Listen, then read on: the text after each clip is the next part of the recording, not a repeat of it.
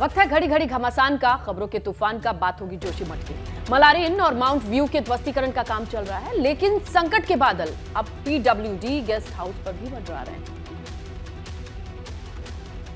क्योंकि PWD guest house भी जर्जर हालत में है और ये कभी भी जमींदोज हो सकता है। ऐसे में यहाँ से कर्मचारियों को हटा दिया गया है। यहाँ पर काम करते थे उनको यहाँ से हटा दिया गया है। माउंट व्यू और जो मलारी इन होटल है जो ध्वस्तीकरण की कार्रवाई चल रही है, उसके बाद में इस गेस्ट हाउस को भी तोड़ा जाएगा। दूसरी ओर जोशीमठ में जमीन की धारण क्षमता को नापने के लिए नेशनल जियोफिजिकल इंस्टीट्यूट हैदराबाद की ओर से काम शुरू किया गया है। जियोफिजिकल इंस्टीट्यूट हैदराबाद की ये टीम है और उनके द्वारा जो जमीन की जो धारण क्षमता है उसको मापी जा रही है। वहीं पीएमओ के उपसचिव मंगेश घड़ियाल ने जोशीमठ में जेपी कंपनी का निरीक्षण किया और मलारी इन होटल में चल रहे ध्वस्तीकरण के काम का जायजा लिया। जोशीमठ में एशिया के सबसे लंबे रोपवे पर खतरे के बादल मंडरा रहे हैं। टावर नंबर 1, 2 और 3 पर हल्की दरारें थी जो आए दिन बढ़ती जा रही है। वहीं प्रदेश के आपदा प्रबंधन सचिव रणजीत सिन्हा ने भी जोशीमठ पहुंचकर रोपवे और शंकराचार्य मठ में आ रही दरारों का जायजा लिया है। तो उनमें क्रैक्स को एक पैटर्न देखने की कोशिश कर रहा हूँ, कहीं कोई पैटर्न तो इमर्ज नहीं हो। जोशीमठ के प्रभावितों की मदद के लिए केंद्रीय मंत्री अजय भट्ट ने 2 ट्रकों से राहत सामग्री को रवाना किया और विपक्ष को मामले में सियासत नहीं करने की नसीहत दी। तो वहीं पूर्व सीएम तीरथ सिंह रावत ने पहाड़ों पर बिल्डिंगों के निर्माण पर चिंता जाहिर की। ये कवायद जोशीमठ के प्रभावितों को राहत पहुंचाने के लिए अंजाम दी गई है। केंद्र रक्षा राज्य मंत्री अजय भट्ट ने 2 ट्रकों से राहत सामग्री को हरी झंडी दिखाकर रवाना किया। केंद्र मंत्री ने कहा कि केंद्र और प्रदेश सरकार प्रभावितों को हर संभव मदद पहुंचा रही है। विदेशों से भी मदद के लिए कॉल आ रही है, लेकिन कांग्रेस को इस मामले पर राजनीति नहीं करनी चाहिए। देश से भी बहुत ज्यादा टेलीफोन आ रहे हैं और कई लोग विदेश से भी एक आध टेलीफोन हमारे पास आए हैं कि कुछ सहयोग करना चाहते हैं। दूसरी ओर उत्तराखंड के पूर्व सीएम और पौड़ी से सांसद तीरथ सिंह रावत ने प्रभावितों को राज्य सरकार की ओर से दी जा रही मदद पर संतोष जताया है, लेकिन पहाड़ों पर हो रही बिल्डिंगों के निर्माण पर चिंता जाहिर की है। साथ ही उन्होंने कहा कि प्रभावितों को मुआवजे के लिए केंद्र से सहयोग की बात की जाएगी। तत्काल में कैंप में और किस तरह वो अपना दिनचर्या पूरी तरह से ठीक कर सकते हैं, तो उस और दिया है। होटल भी अपने रिजर्व किए हैं, तो अन्य स्थान भी है, संस्थान भी है, वहाँ वो लोग रह रहे हैं। उत्तराखंड में लोक सेवा आयोग की भर्ती परीक्षा में पेपर लीक के खिलाफ युवाओं का आक्रोश फूट पड़ा, तो वहीं मामले में सियासत भी खूब हो रही है। देहरादून में लोक सेवा आयोग की भर्ती परीक्षा में पेपर लीक के खिलाफ हजारों युवा सड़कों पर उतर आए। पीसीएस प्री का एग्जाम दे चुके अभ्यर्थियों ने आयोग के खिलाफ जमकर नारेबाजी की। प्रदर्शनकारी युवाओं की मांग है कि आगामी परीक्षाओं को लोक सेवा आयोग तुरंत स्थगित करे और जिन परीक्षाओं में धांधली की बात सामने आ रही है उनकी जांच अच्छे से करे। हमारे चयन आयोगों में अध्यक्ष, सदस्य और कर्मचारी बैठे हुए हैं, वो निहायती करप्ट हो चुके हैं। हमारा आक्रोश उन लोगों के खिलाफ है। दूसरी ओर लोक सेवा आयोग की भर्ती परीक्षा में पेपर लीक को लेकर सियासत लगातार तेज होती जा रही है। कांग्रेस के पूर्व प्रदेश अध्यक्ष गणेश गोदियाल ने उत्तराखंड में सामने आ रहे भर्ती घोटाले में राजनीतिक संरक्षण का आरोप लगाया है। अगर भारतीय जनता पार्टी की सरकारों की मंशा भ्रष्टाचार को खत्म करना हो तो क्या ऐसे लोग 1 मिनट के लिए भी राज्य की कैबिनेट में किसी पद पर सुशोभित हो सकते हैं? विपक्ष भर्ती परीक्षाओं में धांधली का आरोप लगाकर सरकार पर हमलावर है, तो वही पूर्व सीएम और पौड़ी से सांसद तीरथ सिंह रावत सरकार को नसीहत देते नजर आए। तीरथ सिंह रावत ने राज्य सरकार से इस तरह के मामले में ठोस कदम उठाने की अपील की है। तो ध्यान देना पड़ेगा शासन को और पूरी तरह हरकत में आना पड़ेगा। मुख्यमंत्री पुष्कर सिंह धामी रविवार को चंपावत के दौरे पर रहे और इस दौरान सीएम ने 100 करोड़ की विकास परियोजनाओं का लोकार्पण और शिलान्यास किया। साथ ही उत्तरायणी कौतिक मेले का शुभारंभ भी किया।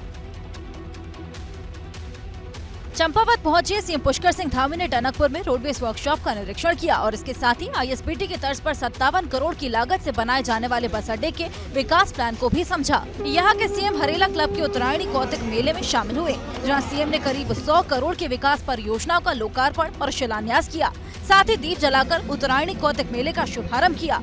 इस दौरान सीएम धामी ने कहा कि पीएम मोदी के नेतृत्व में देश में सांस्कृतिक उत्थान आया है। आज पूरी दुनिया योग दिवस मना रही है। इसके साथ ही सीएम ने कहा कि टनकपुर से गुजरने वाली शारदा नदी को भी नमामि गंगे प्रोजेक्ट से जोड़ा जाएगा और दूसरे धार्मिक स्थलों के विकास के लिए काम किया जाएगा। माघ मेला माघी की सभी को बहुत शुभकामनाएं देता हूं, सबको बधाई देता हूं। भगवान सूर्यदेव के उत्तरायण में आने पर हमारे उत्तराखंड का ये लोक पर्व उत्तरायणी आज पूरे उत्तराखंड के अंदर अनेकों स्थानों पर मनाया जा रहा है। उत्तरायणी कौतक मेले में कलाकारों ने सांस्कृतिक कार्यक्रमों की प्रस्तुति कर लोगों को मंत्रमुग्ध कर दिया। भाजपा और सपा के बीच सोशल मीडिया वॉर अब थम चुका है और जिन दो दिग्गजों को लेकर प्रदेश भर में हंगामा हुआ वो व्यक्तिगत तौर पर बैकफुट पर हैं, लेकिन सियासी लड़ाई खत्म नहीं हुई। दरअसल कुछ दिन पहले सोशल मीडिया पर अभद्र भाषा को लेकर भाजपा और सपा के बीच लंबी जंग चली। सपा की सोशल मीडिया टीम के हेड रहे मनीष जगन अग्रवाल की गिरफ्तारी ने सियासी पारा चढ़ा दिया था। बाद में भाजपा की ऋचा राजपूत पर भी सवाल उठे, लेकिन अब लंबी सियासी जंग के बाद दोनों दिग्गजों के बीच नरमी है। उस बहन ने जो भी कहा, जो भी लिखा, उसके पीछे कौन लोग हैं, कौन लोग उससे लिखवा रहे थे अभद्र भाषा, ये जांच का विषय है। और कुछ दिन पहले तक सीधे ऋचा राजपूत को टारगेट करने वाले सपा नेता बेशक अब उन्हें बहन कह रहे हैं, लेकिन भाजपा पर हमले बरकरार हैं। गली गली मोहल्ले मोहल्ले व्हाट्सएप के माध्यम से इन्होंने झूठ फैलाया, दूसरे दलों को बदनाम किया, नेताओं को, परिवार को और महापुरुषों को सबको घेरना इनकी आदत है। वहीं दूसरी तरफ औरैया में अपने गांव पहुंची ऋचा राजपूत ने भी इस विवाद पर अपनी बात कही और डिंपल यादव को लेकर की गई टिप्पणी पर बड़ी बात कह दी। डिंपल जी समाजवादी पार्टी की एक बहुत बड़ी मजबूत नेता है और मैं व्यक्तिगत रूप से उनका बहुत सम्मान करती हूँ। मेरा कोई भी किसी से राजनीतिक लड़ाई नहीं हुई है। अभी भी मेरे लिए डिंपल जी का और अदिति जी का, खासकर अदिति जी का, वो बेटी है मुझसे बहुत। बांदा में पुलिस का अमानवीय चेहरा सामने आया है। इस बार खाकी पर 13 साल के बच्चे को 3rd डिग्री देने का आरोप लगा है। 13 साल का ये लड़का खाकी की बेरहमी का शिकार हुआ है। इसे पुलिस वालों ने इस कदर पीटा कि इसके हाथ में फ्रैक्चर हो गया। बताया जा रहा है कि बांदा में शराब की दुकान में हुई चोरी की घटना का पर्दाफाश करने में जुटी पुलिस ने नाबालिग को पूछताछ के लिए उठाया था और इसके साथ पुलिस वालों ने बेरहमी की सारी हदें पार कर दी। चोरी को कबूल करवाने के लिए पुलिस ने लड़के को 3rd डिग्री टॉर्चर दिया, जिससे इसके हाथ में फ्रैक्चर हो गया। और इतना ही नहीं, आरोप है कि पुलिस वालों ने गुपचुप तरीके से अस्पताल ले जाकर लड़के के हाथ में प्लास्टर भी चढ़वा दिया। नाबालिग को 3rd डिग्री टॉर्चर का मामला पुलिस के आला अधिकारियों के पास पहुंचा तो हड़कंप मच गया। आनन फानन में वरिष्ठ अधिकारियों ने कार्रवाई करते हुए 2 पुलिसकर्मियों को निलंबित कर दिया और साथ ही गुड़ा पुलिस चौकी इंचार्ज को लाइन हाजिर कर दिया। चोरी के मामले में पूछताछ के दौरान नाबालिग को बेरहमी से पीटने के बाद अब खाकी सवालों के घेरे में है। पहाड़ी इलाकों में जमकर बर्फबारी हो रही है, ये आप जानते हैं, जिसका असर मैदानी इलाकों में भी दिखाई दे रहा है। कई दिन से पहाड़ों में बर्फबारी से उत्तर भारत में शीतलहर का कहर है। दरअसल जम्मू कश्मीर, हिमाचल और उत्तराखंड के पहाड़ों पर 2 दिन से बर्फबारी का दौर जारी है, जिससे मैदानी इलाकों में ठंड बढ़ गई है। हिमपात से उत्तर भारत के मैदानी इलाके शीतलहर की चपेट में हैं। बर्फबारी की तस्वीरें जोशीमठ की हैं, जहां हेमकुंड साहिब और फूलों की घाटी की यात्रा पड़ाव घाघरिया में बर्फ की चादर बिछी है। उत्तरकाशी में भी बारिश और बर्फबारी से पारा गिर चुका है। यहाँ विश्व प्रसिद्ध गंगोत्री धाम भी बर्फ से ढका है।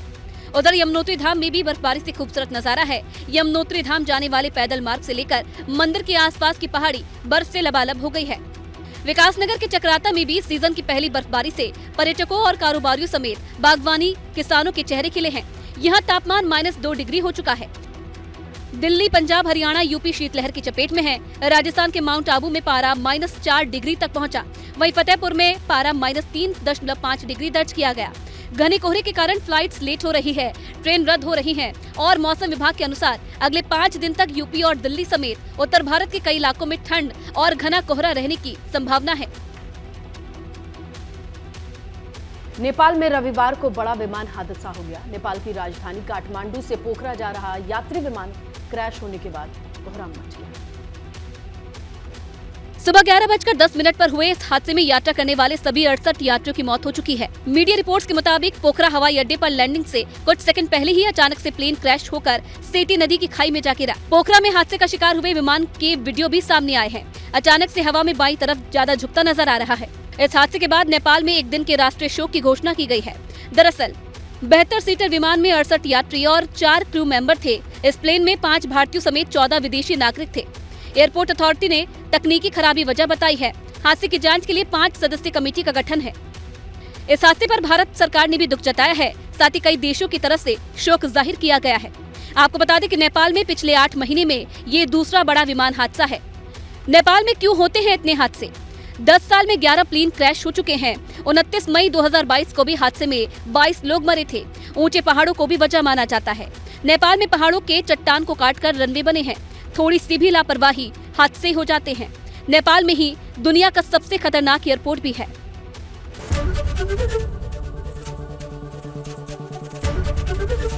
एबीपी गंगा, खबर आपकी, जुबान आपकी।